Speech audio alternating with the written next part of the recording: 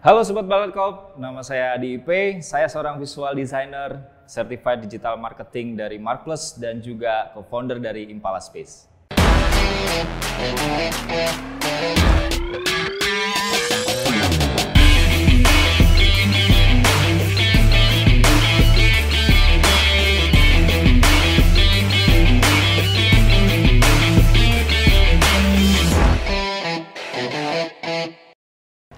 Sejak 2008, saya sudah memulai karir desain saya. Pada waktu itu, rebranding pertama yang saya lakukan itu adalah merebranding warung mie ayam dengan brand Masno. Hingga berikutnya, saya mulai lebih serius lagi ke dunia desain dan juga perusahaan pertama saya yang saya kerjakan adalah perusahaan air mineral Pelangi. Sampai pada titik kemudian saya ingin lebih mengaktualisasi diri saya melalui sebuah perusahaan yang saya buat, yaitu Impala Network. Dan di Impala Network sendiri sudah banyak sekali mengerjakan effort-effort marketing ataupun branding. Salah satunya yaitu adalah proyek dari kementerian dan swasta. Di antaranya ada 1000 startup digital dan juga Heterospace. Nah, Sobat Balatkop, seperti yang udah kita sering dengar, ketika kita ketemu dengan orang-orang yang jualan sesuatu, selalu yang ditawarkan adalah, halo, barang saya lebih enak, barang saya lebih murah, barang saya lebih banyak gitu. Nah, padahal ketika kondisi seperti ini, pembeli akan susah sekali untuk menentukan pilihannya. Karena gimana ceritanya kalau semua orang menawarkan dengan metode yang sama, seperti itu. Nah, pada hari ini, saya akan berbagi tips ke teman-teman atas yang pernah saya lakukan selama ini, riset-riset yang saya lakukan dengan klien-klien yang saya kerjakan. Saya akan bagikan ini menjadi beberapa metode yang bisa kita ikutin mulai dari sekarang. Ada 3 fase sederhana yang bisa kita lakukan untuk penciptaan sebuah branding. Fase yang pertama adalah fase kita untuk bercerita. Ada orang yang pernah bilang bahwa konten itu adalah raja. Tapi buat saya, story atau cerita itu adalah segala-galanya.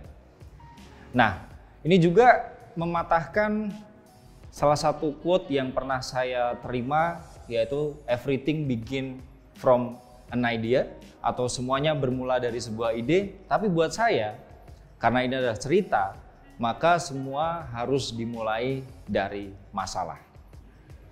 Nah, pada kondisi pandemi ini, kita temukan banyak sekali masalah yang ada di sekitar kita. Dan metode bercerita inilah salah satu menjadi hal yang penting sebagai pilihan atau pandangan konsumen kita terhadap brand kita. Nah, kenapa sih fase pertama ini adalah fase bercerita? Karena pada dasarnya semua orang itu suka sama yang namanya cerita. Apakah mereka hanya sebagai pendengar, apakah mereka sebagai pencerita, atau mereka bahkan sesimpel terpapar cerita. Contoh paling sederhana. Pada tahun lalu, ada sosok yang kemudian tumbuh kembali, muncul kembali dan menjadi legenda, itu juga karena cerita. Kalau Sobat Balatkop ingat, 2019 adalah fenomena dari seseorang penyanyi daerah, yaitu almarhum Didi Kempot, yang dia kembali muncul ke publik karena sebuah sesi bercerita bersama seorang YouTuber bernama Gofar Hilman. Nah, artinya apa? Artinya bahwa dengan bercerita, kita mampu memantik emosi dari pelanggan kita untuk memilih atau menikmati dalam tanda kutip produk kita. Nah, lalu bagaimana sih metode membuat cerita yang powerful dan impactful? Melihat dari kasus Didi Kempot, kalau kita hanya lihat Didi Kempotnya saja, mungkin ya akan gitu-gitu lagi gitu. Tetapi ketika Gofar Hilman membawa Didi Kempot kemudian menjadi bintang tamunya, dari situ banyak sekali ternyata insight-insight atau cerita-cerita yang sebenarnya kita belum pernah ketahui. Bahwa ternyata Didi Kempot sudah menciptakan 800-an lagu lebih dan juga sudah berkarir bahkan sampai ke luar negeri. Itu yang kita dapatkan ketika pada malam itu Gofar Hilman dan Didi Kempot ada dalam satu kamera. Nah, ini juga sebenarnya sangat berlaku kepada kalau kita bikin yang namanya produk atau kita jualan sesuatu. Seringnya yang ditawarkan itu metodenya salah. Saya pernah belajar satu metode berpikir yaitu adalah berpikir start with why.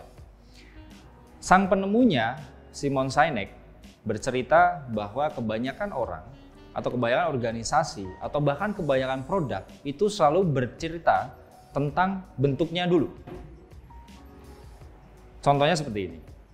Kalau kita ditawarin sesuatu seperti yang sudah saya sampaikan tadi, kita selalu hanya diiming-imingi tentang, oh ini barangnya lebih berkualitas, oh ini barangnya lebih banyak, oh ini barangnya lebih murah, oh ini barangnya lebih enak. Tapi sebenarnya kita nggak pernah tahu barang-barang ini tuh ada apa sih? Lalu kenapa kita harus membeli ini gitu? Nah, Start with Why adalah metode berpikir yang memulainya semua dari purpose-nya dulu, dari tujuannya dulu, dari alasannya dulu kenapa kita memasarkan sesuatu. Di dalam Start with Why sendiri memperkenalkan yang namanya sebuah diagram, yaitu namanya adalah Golden Circle. Nah, di Golden Circle ini menunjukkan bahwa yang biasanya kita berpikir dari what-nya dulu, dari bentuknya dulu, kita diajak atau diajarkan untuk berpikir dari why-nya dulu. Itulah kenapa namanya Start with Why gitu. Contoh sederhananya seperti ini. Kadang-kadang kita berjualan sesuatu berdasarkan tren, yang akhirnya kita keluar modal banyak, kita tidak pernah riset, dan pada titik tertentu produk itu hanya menjadi produk musiman. Yang akhirnya kita hanya berbisnis saja tanpa tahu value-nya apa, tanpa tahu nilainya apa, tanpa tahu tujuannya apa, sehingga yang terjadi adalah kerugian buat kita. Nah, sedangkan Start with Why sendiri dimaknai adalah kenapa sih kita harus jualan ini? Jualan ini indikatornya banyak. Apakah market kita bisa menerima? Lalu bagaimana bentuk dari atau penyikapan dari market kita itu sangat cocok sekali ketika kita menggunakan metode ini gitu. Jadi sehingga misalkan kita jual suatu barang ke segmen yang lebih muda, misalkan anak-anak milenial kayak gitu, kita jadi tahu anak-anak milenial ini cara berkomunikasinya seperti apa gitu. Atau ketika saya menawarkan ke anak-anak milenial ini menjadi harus bercerita seperti apa ya gitu. Contoh paling sederhana, ketika misalkan Sobat Balatkop berbisnis makeup artist. Tentunya makeup artist kalau kita hanya berpikir dari what, paling jawabannya hanya, Bu saya mau make upan dong, Ibu bisa apa? Oh saya makeupnya makeup tradisional, modern dan lain sebagainya gitu. Tapi ketika kita bisa menggait pasar yang lebih muda dan kita memulai dari why atau dari masalahnya dulu, kita jadi bisa tahu kebutuhan anak-anak muda tuh kayak apa sih? Oh mereka butuh daily makeup. Kita bisa sharing bahkan tips and triknya kayak gitu. Bahkan kita bisa membuat ini tidak hanya berbisnis MUA gitu, tapi kita bisa membuat kelas-kelas yang berkaitan dengan makeup artist. Contohnya seperti itu. Nah, pasti di antara Sobat Balatkop ada yang bingung bagaimana sih sebenarnya cara berpikir mulai dari Start with Why itu. Saya ada satu contoh video dari brand sepatu yang bahkan saya sendiri waktu nonton ini komentarnya adalah, kok kebayang ya? Nah, video itu datang dari sebuah brand sepatu bernama AP Boots. Nah, kalau kita tahu biasanya brand sepatu, apalagi ini adalah sepatu boots, itu selalu seringnya nunjukin tentang gimana dia dibecek-becekan kayak gitu ya. Terus kemudian dia di tempat-tempat yang sedang dibangun atau bagaimana. Tapi di AP Boots ini memulainya dari bercerita gitu. Menceritakan tentang anak kecil yang lagi tidur di kasur, kemudian kakinya diinjak kayak gitu. Terus berikutnya setelah anak ini tumbuh, dia udah SD gitu, sepatunya diinjak lagi. Dan dia sekolah lagi di lebih tinggi SMA, sepatunya diinjak lagi. Sampai di titik dia pakai AP Boots dan dia diinjak lagi sama partner kerjanya gitu. Tapi kali ini dia yang bisa gantian nginjak karena AP Boots dan ditutup dengan sangat sederhana, tagline-nya adalah tangguh penuh gaya. Nah, cara bercerita yang berbeda inilah yang membuat saya sangat tertarik dengan iklan ini dan mengapresiasi iklan ini karena iklan ini membalik pola pikirnya. Bahwa diceritakan dulu masalahnya. Masalahnya mungkin nggak penting-penting banget ya. Ini adalah masalah bercandaan, kaki diinjek, tapi persoalan sepatu baru dan kaki diinjek ini sangat dekat dengan kita gitu. Maka sutradaranya kemudian membuat iklan ini menggunakan pola pikir yang terbalik yang diterapkan kepada produk, yaitu bercerita dulu, terus baru kemudian menunjukkan keunggulannya. Nah biasanya kalau kita selalu ngomongin keunggulan dulu nih, kita nunjukin keunggulan kita nunjukin fasilitas kita kayak gitu. Tapi waktu kita ditanya, kenapa saya harus beli produk Bapak? Masa jawabannya cuma, ya karena produk saya lebih murah, atau produk saya lebih banyak, atau produk saya lebih enak gitu. Nah, mau sampai kapan kita kayak gitu? Lalu persoalannya adalah kalau semua orang berjualan dengan cara seperti ini, lalu apa yang membedakan kita gitu? Nah, ini penting banget untuk Sobat Balatkop catat dan terapkan. Nah, kaitannya cerita dengan branding, sebenarnya ada beberapa pertanyaan yang bisa kita gunakan untuk menguji sebenarnya kita itu brandingnya seperti apa sih gitu. Atau sebelum kita memulai semuanya tuh sebenarnya pertanyaan apa yang perlu kita tanyakan kepada diri kita sendiri gitu. Yang pertama mungkin pertanyaannya adalah kenapa kita ada sebagai brand tentunya ya. Yang kedua adalah apa yang membedakan kita dengan yang lain. Kalau dalam konteks ini misalkan kita punya kompetitor kita tuh sama kita bedanya apa kayak gitu. Terus yang ketiga adalah kita tuh berbisnis aja atau juga menawarkan solusi gitu. Artinya ada nggak masalah yang kita perlu selesaikan atau akan kita selesaikan ketika kita sedang berbisnis atau kita sedang berjualan. Yang keempat adalah, ini yang paling penting, kenapa orang-orang harus peduli sama jualan kita atau sama brand kita. Nah, 4 pertanyaan ini akan coba sambil saya jalan deskripsikan ke Sobat Balatkop semuanya sehingga ini akan lebih mudah diterima. Oke. Yang pertama saya punya contoh kasus, pada waktu itu saya pernah membeli sebuah tempat minum yang saya belinya bukan karena ini hanya untuk menyimpan minum, tetapi ada sesuatu yang membuat saya kemudian pengen banget beli ini. Waktu saya pertama kali melihat produk tempat air minum bermerek Aladin ini, saya ngelihat price tag-nya dong. Terus dari price tag ini dituliskan bahwa apakah kamu punya masalah ketika mencuci botol dan memasukkan es ke dalam botol? Saya diberi pertanyaan itu melalui tulisan yang ada di price tag gitu. Dan waktu saya mikir, oh ya bener juga ya, nyuci botol dan masukin es ke dalam botol itu adalah hal yang sangat merepotkan gitu. Ya kecuali esnya diserut ya kan, atau botolnya dibersihin sambil diisiin kadang-kadang kerikil atau apa gitu biar dalamnya bersih ya. Tapi si Aladin ini membuat produknya berdasarkan masalah itu gitu. Dan akhirnya terciptalah sebuah produk yang dia pembukanya itu ada 2. Botol pembuka botol seperti yang ada di atas yang kita tahu seperti produk-produk yang kita lihat tempat air minum. Terus kemudian dia menambahkan 1 bukaan lagi di bagian tengah. Jadi sehingga ketika kita mau mencuci botol ini atau mau memasukkan es ataupun buah dan sebagainya ke dalam botol ini, itu bisa dilakukan kayak gitu. Nah, kemudian mungkin ada yang beranggapan seperti ini. Lah, kalau memang masalahnya itu, kenapa nggak bikin tumbler yang bukaan tutupnya lebih gede gitu?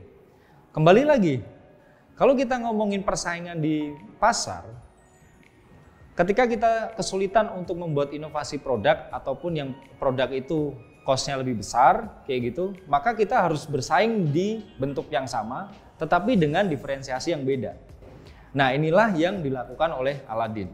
Jadi ketika saya kemudian melihat price tag dan manfaat atau fitur dari si botol ini jadi pilihan saya dibanding botol-botol yang lain gitu. Nah, cerita berikutnya datang dari perusahaan pertama saya. Ketika waktu itu saya pertama kali diajak bergabung ke brand air mineral Pelangi. Saya adalah tipikal orang yang membeli semuanya yang berwarna hitam. Dan agak kaget ketika saya harus pegang brand yang warnanya ini mayoritas pink. Tentunya buat saya yang suka banget dengan warna hitam, melihat ini jadi kayak emang bisa dijual. Memang kalau saya pakai ini gak jadi terlalu feminim gitu. Tapi kemudian kenapa saya memutuskan untuk mau bekerja dan membantu brand pelangi sehingga seperti sekarang, itu setidaknya ada 2 alasan yang membuat saya kemudian mau bekerja di pelangi gitu. Nah, alasan inilah yang mendasari bahwa cerita itu ternyata penting sekali di dalam sebuah brand gitu. Pada waktu itu ketika mereka sedang melakukan rebranding, pemilik dari brand pelangi bercerita kepada saya, kalau misalkan kita bermain di warna mainstream, itu mau seberapa besar dan seberapa lama kita akan usaha seperti itu. Karena ya kita tahu sebelum adanya warna air mineral yang pink ini, kita lihat di market air mineral itu kebanyakan warnanya biru gitu, dan warna-warna yang sudah ada pada waktu itu gitu. Dan kemudian alasan itu menjadi rasional buat saya gitu, dan kemudian saya mau menjadi bagian dari air mineral pelangi. Itu yang pertama. Yang kedua, pertanyaannya dilemparkan kepada saya. Kalau brand-brand seperti yang memenuhi kebutuhan komoditas seperti air minum dan kebutuhan pokok ini, biasanya yang menentukan pembeliannya siapa gitu? Oke, saya jawab, perempuan dong gitu. Nah, ternyata bener banget gitu. Warna pink ini memang disegmentasikan kepada segmen yang memang perempuan kayak gitu. Jadi memang pelangi dari warna biru dulu ketika pertama kali brand ini tercipta kemudian berubah menjadi pink ini menggunakan alasan atau sebuah metode penceritaan yang menurut saya sangat rasional gitu. Yang pertama adalah kita tidak boleh menggunakan warna yang mainstream kalau usaha kita memang tidak bisa tinggi. Yang kedua adalah bahwa kita harus tepat menciptakan produk untuk siapa gitu. Hingga pada akhirnya ketika rebranding pertama kali di tahun 2014 setelah adanya warna pink ini kemudian menjadi logo yang berbentuk hati, ceritanya ditambahkan lagi bahwa pelangi ini sekarang pengennya selalu menjadi bagian dari kisah, kasih, dan rasa sayang antara satu orang dengan orang yang lain gitu. Jadi kalau biasanya kita ngomongin air itu menyegarkan, air itu menyejukkan. Kalau di pelangi itu lebih ke ngomongin bahwa air adalah medium untuk kita menyampaikan perasaan cinta kita atau perasaan sayang kita ke orang lain. Supaya Sobat Balatkop lebih paham tentang kaitannya bagaimana bercerita, bagaimana start with why, dan juga kemudian membuat sebuah brand, itu saya punya satu contoh video lagi yang datangnya dari brand terkenal, brand ini brand internasional, yang mungkin kita semua udah pernah minum produknya kayak gitu. Ya bener banget, itu adalah Coca-Cola. Nah, Coca-Cola pada salah satu media promosinya, mereka pernah membuat project yang namanya Coca-Cola Friendly Twist. Friendly Twist ini berjalan dari masalah ketika mereka melihat kalau anak-anak baru masuk sekolah nih, kadang-kadang mereka nggak kenal gitu kan. Masuk kuliah, masuk sekolah, kadang-kadang mereka nggak kenal satu sama lain gitu. Nah, Coca-Cola kemudian hadir bagaimana mereka bisa menciptakan inovasi produk atau produk mereka bisa mendekatkan orang-orang yang tidak dekat ini gitu. Nah, maka kemudian muncullah yang namanya inovasi dari tutup botol Coca-Cola yang hanya bisa dibuka kalau kita beli barangnya, kemudian ketemu dengan orang lain, terus kemudian kita buka itu gitu.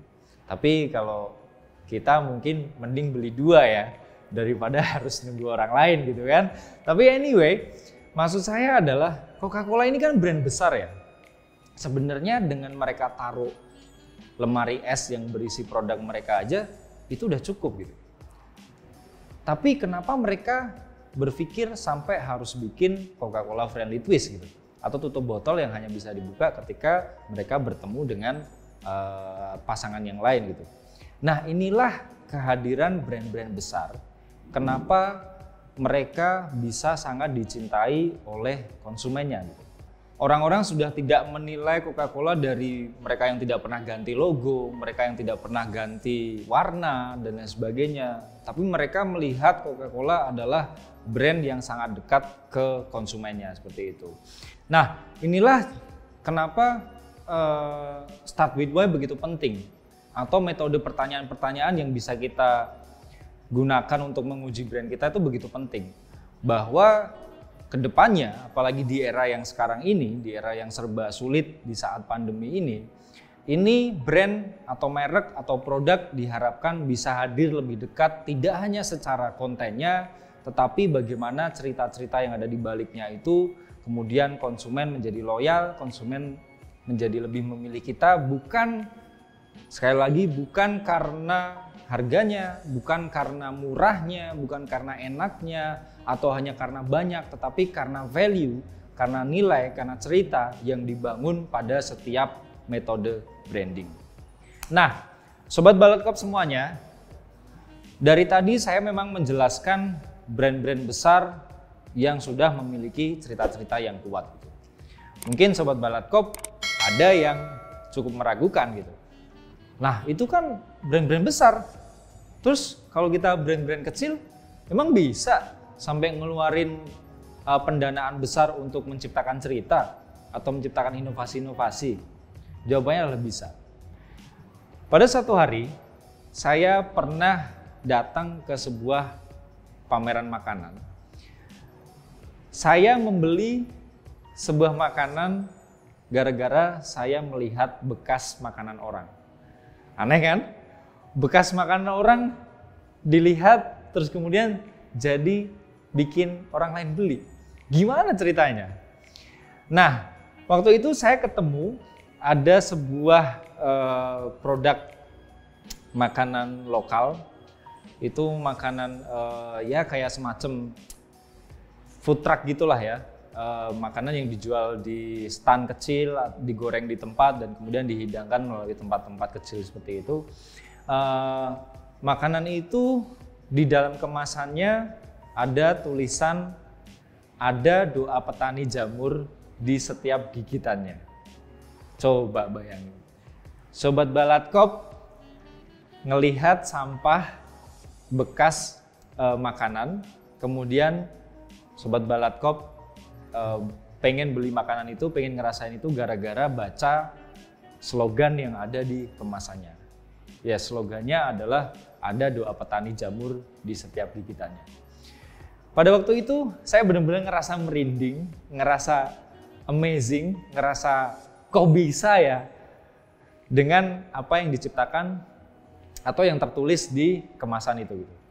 Bayangin kalau hari itu kita mungkin sedang tidak di kondisi yang enak, lagi bad day banget, lagi hari buruk banget. Tiba-tiba kita makan itu, ternyata kita makan dan setiap yang kita makan itu didoain oleh petani jamur. Bayangin, saya tersugesti dari hanya sekedar tagline yang muncul di sebuah kemasan. Nah, itulah kekuatan bercerita. Jadi Sobat Balatkop, mulai hari ini terapkan Start with Why, belajar tentang branding, belajar memulai cerita, dan juga menguji diri kita, karena itu yang terpenting, dengan pertanyaan-pertanyaan yang sekiranya mungkin konsumen kita tuh akan mempertanyakan kepada kita. Nah, sehingga dengan kondisi seperti itu, kita bisa bersaing tidak hanya soal bentuk, tetapi juga soal alasan kenapa orang-orang membeli kita. Itu dulu fase pertama yang saya bawakan. Kita akan bertemu lagi di fase kedua, yaitu tentang fase mencitrakan.